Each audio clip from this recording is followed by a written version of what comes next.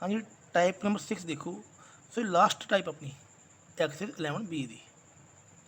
तो टॉपिक ये find point on line given line distance from point, कि line के उपर कोई पॉइंट लभने हैं, लाइन के उपर कोई पॉइंट लभने हैं।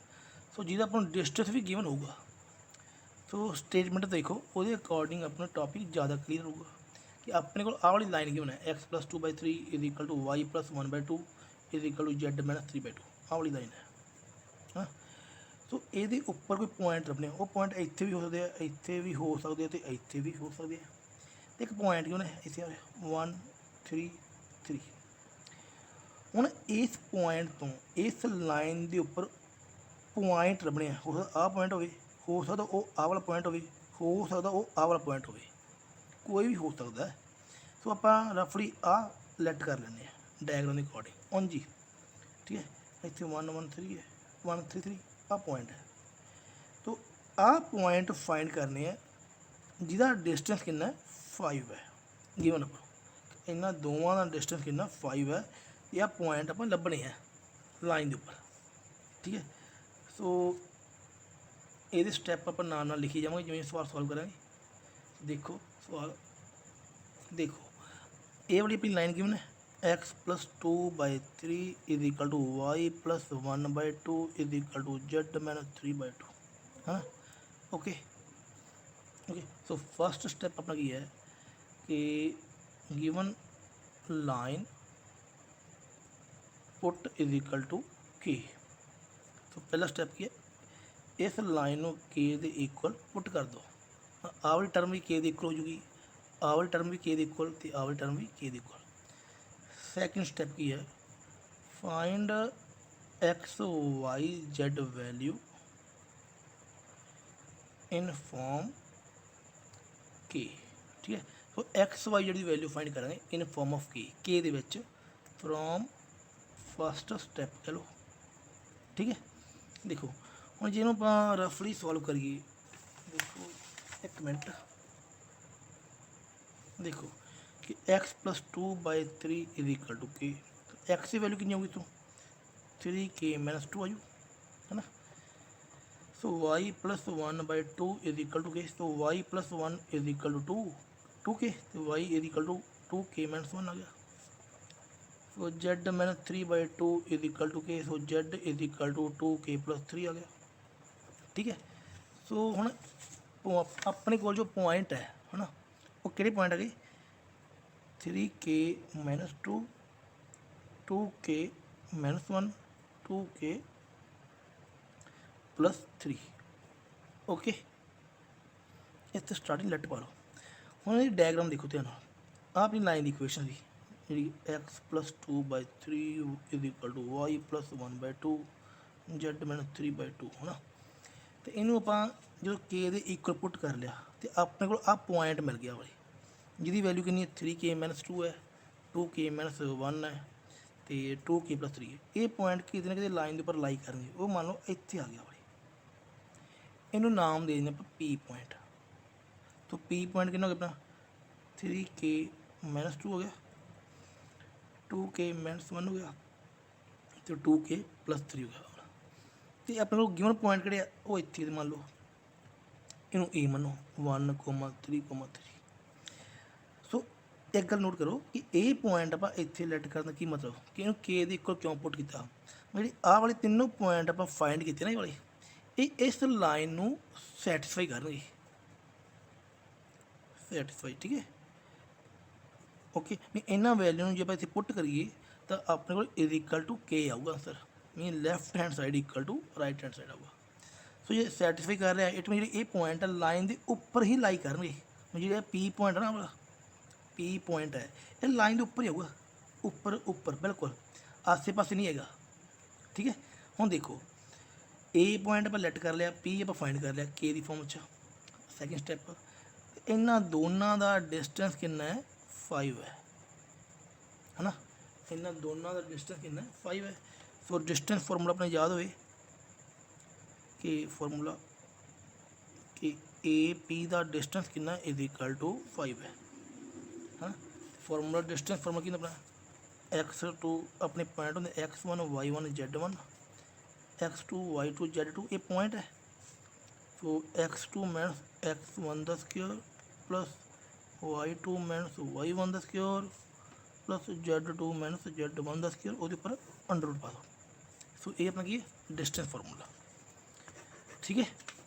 ਸੋ ਇਹ ਆਪਣਾ x1 ਮੰਨ ਲਓ ਜਾਂ ਇਹਨੂੰ x1 ਮੰਨੋ, ਇਹਨੂੰ x1 y1 ਤੇ z1, ਇਹਨੂੰ ਮੰਨੋ x2, ਇਹਨੂੰ ਮੰਨੋ y2, ਇਹਨੂੰ ਮੰਨੋ z2, ठीक है।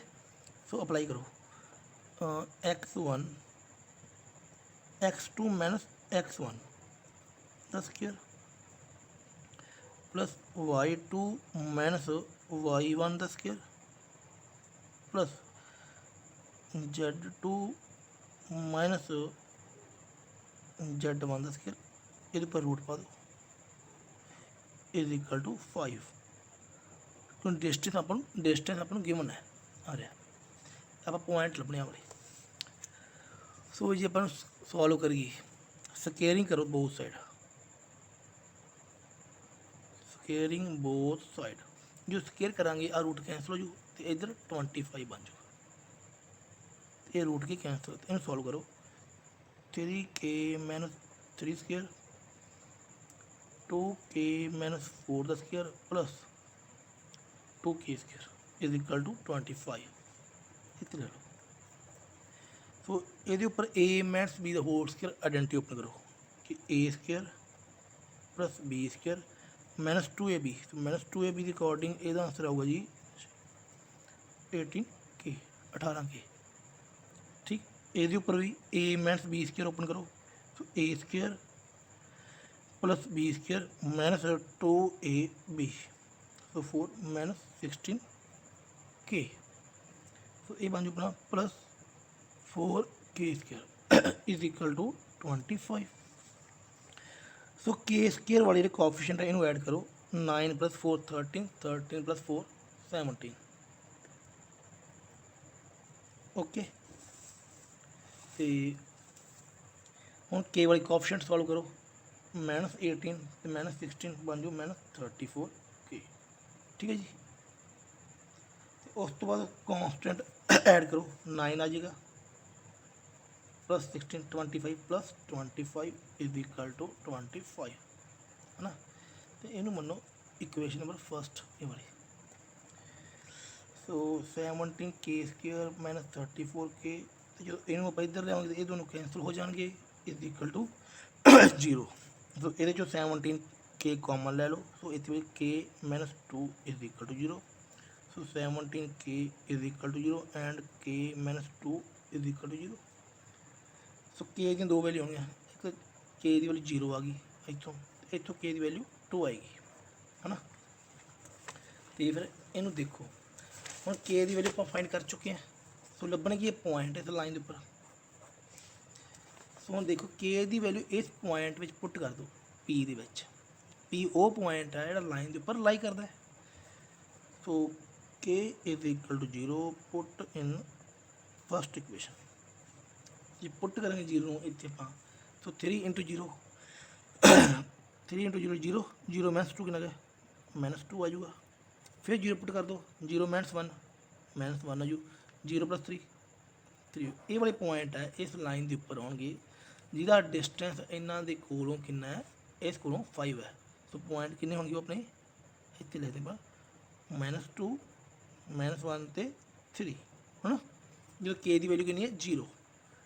सो जी के नू आप 2 पुट कर दिए ये कितना जूगा 6 माइनस 2 कितना आ गया 4 आ गया है ना, कोमा 2 इंटू 2 माइनस 1 कितना आ जाएगा 4 माइनस 3 4 माइनस 1 3 आ जाएगा, ये 2 इंटू 2 प्लस 3 मीन 4 प्लस 3 7 आ गया। सो अपने पॉइंट कि आ गए 4 3 7, ठीक है। जो के की वैल्यू कितनी 2 है वो पॉइंट कितना 4 3 7 होंगे, इतने पॉइंट अपना 4 3 7 आऊगा, जो के की वैल्यू कितनी है 2 है इस लाइन के उपर, जिसका डिस्टेंस कितना 5 है इस पॉइंट को, ठीक है। इस तरह आप इस बार सॉल्व करने हैं। तो एक बार फिर रिपीट करते हैं ਆਪਾਂ ਲਿਖ ਸਟੈਪ ਵੀ ਨਾਲ ਲਿਖ ਰਹੇ ਸੀ ਕਿ ਲਾਈਨ ਨੂੰ ਕੇ ਪੁੱਟ ਕਰਨਾ ਹੈ, ਲਾਈਨ ਨੂੰ ਇਕੁਅਲ ਟੂ ਕੇ ਪੁੱਟ ਕਰਨਾ ਹੈ ਤੇ ਐਕਸ ਵਾਈ ਜ਼ੈਡ ਦੀ ਵੈਲਿਊ ਫਾਈਂਡ ਕਰਨੀ ਹੈ, ਠੀਕ ਹੈ, ਕੇ ਦੀ ਫਾਰਮ ਵਿੱਚ। ਦੈਨ ਡਿਸਟੈਂਸ ਫਾਰਮੂਲਾ ਅਪਲਾਈ ਕਰਨਾ ਹੈ ਤੇ ਕੇ ਦੀ ਸਟੈਪ ਆਪਣਾ ਥਰਡ ਕੀ ਆਜੂਗਾ,